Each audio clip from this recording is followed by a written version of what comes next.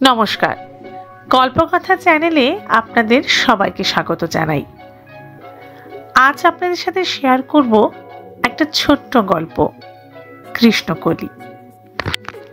গায়ের রং পাকা হলুদের মতো, দীর্ঘাঙ্গী চেহারায় একঢাল লম্বা কালো কেশগুচ্ছ, অপূর্ব সুন্দরী। টানা টানা দুটি চোখে যেন মোহময়ী রূপ। দর্শনের সঙ্গে তার নামের একটু মিল ছিল না। তার নাম কৃষ্ণকলি। সারা গ্রামে কেন, শহরেও এমন রূপসী পাওয়া খুব মুশকিল। বিধাতা পুরুষ যেন নিজ হস্তে পটচিত্র এঁকে পাঠিয়েছেন। পাশ দিয়ে হেঁটে গেলে কোনো ছেলে তো দূরের কথা, একজন মেয়েও তার রূপের টানে পিছন ফিরে তাকাতে বাধ্য হবে।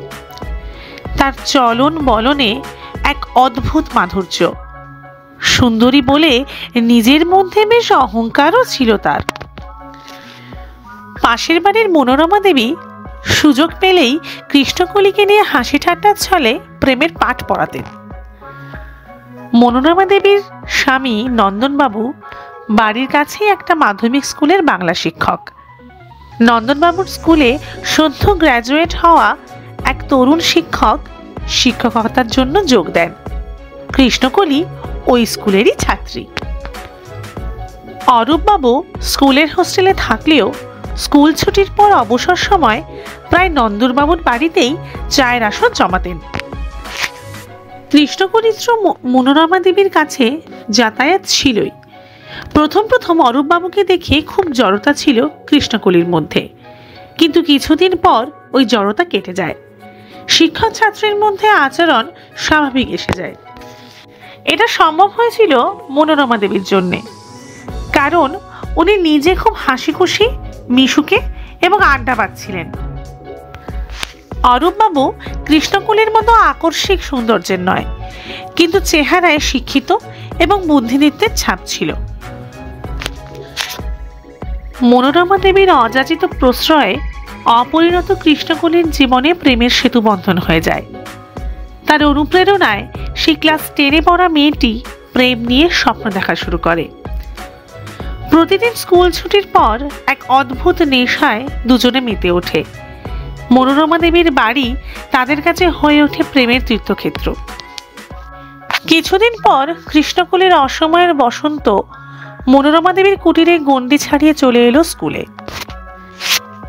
ক্লাসে অন্যান্য ছাত্রীরা শিক্ষকের সঙ্গে ছাত্রীর ন্যায় আচরণ করে, কিন্তু কৃষ্ণকলি প্রায় সে সীমারেখাটা ভুলতে বসল। তার ওই কিশোরী মন এতটাই আবেগপ্রবণ যে সে ভেবে বসে ক্লাসরুমে শুধু সে আর অরূপবাবু। কৃষ্ণকলি তার আচরণের পড়াশোনার চেয়ে নিজের সৌন্দর্যতাকেই প্রস্ফুটিত করে তুলতে চাইত। স্কুল ছিল কোয়েড, তাই ছেলে মেয়েরা একসাথেই ক্লাস করত। মেয়েরা কিছু বলতে ভয় পেলেও ছেলেরা প্রায় প্রকাশ্যেই এসব নিয়ে আলোচনা করত। শেষ পর্যন্ত কানাঘুষোটা স্কুলের প্রধান শিক্ষক পর্যন্ত পৌঁছে যায়। প্রধান শিক্ষক মারফত গার্জেনকে সচেতন করা হয়। বাবা মা প্রথমে সস্নেহে মেয়ের মাথায় হাত বুলিয়ে বোঝাবার চেষ্টা করেন, কিন্তু কে শোনে কার কথা। বাবা মা যখন ফেল হয়ে গেলেন তখন কঠোর শাসন শুরু করলেন। অনুশাসন কৃষ্ণকলির কাছে গলার ফাঁস বলে মনে হলো। বেপরোয়া উচ্ছৃঙ্খল প্রেম জীবনে বাবা এবং মাকে তুচ্ছ মনে হলো। অগত্যা উপায় কি? সুন্দরী মেয়ের মধ্যবিত্ত বাবা মা বিয়ে দিতে রাজি হয়ে গেলেন। যথাসময়ে মহা ধুমধাম করে বিয়ে হয়ে গেল তার। বিয়েতে এত আবেগ ছিল যে কৃষ্ণকলির বাবা এবং মা আকুল হয়ে চোখের জল ফেললেও মেয়ের চোখে কিন্তু এক ফোঁটাও জল নেই। তার মনে হয়েছিল শ্বশুরবাড়ি হচ্ছে একটা বেড়ানোর জায়গা। অরূপবাবুর সঙ্গে মেলামেশার পর কৃষ্ণকলির ধারণা ছিল ওনাদের বাড়ির সব সদস্যই অরূপবাবুর মতো।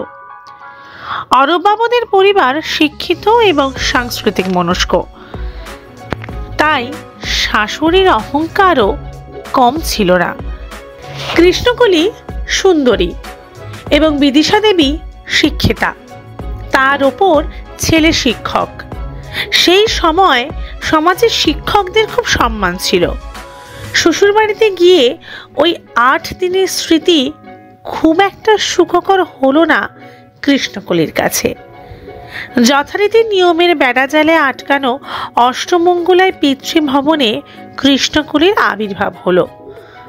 ছটফটে কৃষ্ণকলি শ্বশুরালয়ে ফেরত জীবনের প্রথম পদক্ষেপে বিয়ের মানে বুঝে এলো, সঙ্গে এক গুচ্ছ অভিজ্ঞতা সঞ্চয় করে নিয়ে এলো। স্কুল তো স্কুলের নিয়মে বাঁধা, স্কুলের ঘন্টা বাজার শব্দ এবার তার কাছে একটা নিজের জীবনের ভুল সিদ্ধান্তের কাঁটা বলে মনে হতে লাগলো।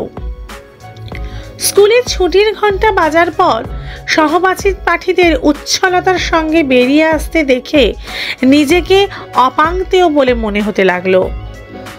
খোলা আকাশের নিচে হাত পা ছড়িয়ে তৃষ্ণার্ত দৃষ্টিতে সহপাঠীদের দিকে তাকিয়ে থাকলো কৃষ্ণকলি। দলবদ্ধ হয়ে হাসি ঠাট্টায় মশগুল হঠাৎ একজন খুব উৎসাহের সঙ্গে এগিয়ে তাকে জিজ্ঞেস করলো, কিরে কেমন আছিস? কিন্তু সহপাঠীর সেই জিজ্ঞাসা কৃষ্ণকলির কান পর্যন্ত পৌঁছালো না। তার তৃষ্ণার্ত দুটি চোখে সহপাঠীদের প্রশ্নের উত্তরের আগেই ওদের চোখে নিজের উত্তর খুঁজতে শুরু করলো। সত্যিই কি আমি ভালো আছি? অষ্টমঙ্গলা কাটিয়ে কৃষ্ণকলি অরূপ বাবুর সঙ্গে শ্বশুর বাড়ি ফিরে গেল। কিন্তু প্রজাপতির মতো নিজের পঙ্খযুগল মেলে উড়ে বেড়ানো কৃষ্ণকলির মন আর শ্বশুর বাড়িতে টিকছিল না। কয়েকদিনের মধ্যে বাবা মায়ের জন্য মন খারাপ করছে বলে বরের কাছে আবদার করে শ্বশুরবাড়ির অনুমতি নিয়ে ফিরে আসে বাপের বাড়িতে। কিছুদিনের তফাতে কৃষ্ণকলি এখন অনেকটা পরিণত, অনেক অভিজ্ঞতা সঞ্চয়ের অধিকারী। তাই জীবনের প্রথম ইন্ধন প্রেমের থেকে নিজের সাবলীল প্রেমের অনুভূতিকে বেশি গুরুত্ব দিতে শিখেছে। স্কুলে পুনরায় নতুন শিক্ষকের আগমনে সে ভুলে গিয়েছিল যে সে বিবাহিতা।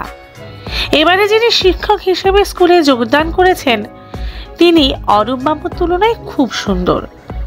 সুবিমলবাবু এসেছেন 1 বছরের জন্য, অন্য শিক্ষকের ডেপুটেশন পোস্টে। স্মার্টনেসের ওপর শরীরে আভিজাত্যের ছাপ একদম স্পষ্ট। কিন্তু কৃষ্ণকলি তো সুন্দরী, সুতরাং সুবিমল বাবুর সঙ্গে নিজেকে ভালো মানাবে এমন এক অসম্ভব ছেলে মানুষের চিন্তা কৃষ্ণকলির মাথায় আসে। কৃষ্ণকলি এখন মনোরমা দেবীর বাড়ি খুব একটা যায় না। একদিন সুবিমল বাবু নন্দনবাবুর বাড়িতে যাচ্ছেন। রাস্তার মধ্যে কৃষ্ণকলি নিজের থেকে ওনার সঙ্গে আলাপ করে।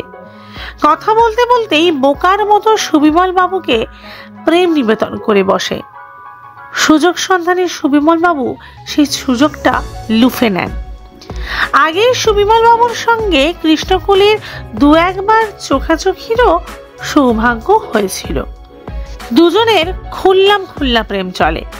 অরূপ বাবু যতবারই কৃষ্ণকলিকে নিয়ে যাওয়ার জন্য আসেন প্রত্যেকবার কোনো না কোনো অজুহাতে অরূপ বাবুকে খালি হাতে ফিরে যেতে হয়। অরূপ বাবুর আসা যাওয়ার মাঝে কৃষ্ণকলি এবং সুবিমল বাবুর প্রেম পর্যায়ের কিছু কিছু কথা ওনার কানে আসে। তখন তিনি কৃষ্ণকলির কাছে আসা সম্পূর্ণভাবে বন্ধ করে দেন। তাতে কৃষ্ণকলির খুব একটা ভ্রুক্ষেপ হয়নি। চেতনা ফিরল যখন সুবিমল বাবুর 1 বছর সময় কাটিয়ে ফিরবার পালা। তখন কৃষ্ণকলিরও শ্বশুরবাড়িতে যাওয়ার সব পথ বন্ধ। আগের জীবনে ফিরবার মতো পরিস্থিতি না থাকায় মানসিক চিন্তা থেকে সে ভীষণভাবে অসুস্থ হয়ে পড়ে। নাওয়া খাওয়া প্রায় বন্ধ করে দেয় সে। অরূপ বাবুর সঙ্গে কাটানো পুরনো স্মৃতি কৃষ্ণকলির মনের মধ্যে একটা অনুভূতি জাগায়। অরূপ বাবুর প্রেম হলো খাঁটি। তিনি সত্যিকারে কৃষ্ণকলিকে ভালোবাসেন। অরূপ বাবুকে চিঠি লিখে নিজের ভুল স্বীকার করে নেয় কৃষ্ণকলি। জীবনের প্রথম প্রেমকে গুরুত্ব দিয়ে অরূপ বাবু শেষে কৃষ্ণকলিকে ফিরিয়ে নিয়ে যায়। শিবাদ্রিজার লেখা এই ছোট্ট গল্পটি আপনাদের কেমন লাগলো অবশ্যই কমেন্ট করে জানাবেন। যদি গল্পগুলো শুনতে আপনাদের ভালো লেগে থাকে তাহলে চ্যানেলটি অবশ্যই সাবস্ক্রাইব করে বেল আইকনটি প্রেস করবেন পরবর্তী গল্পের জন্য।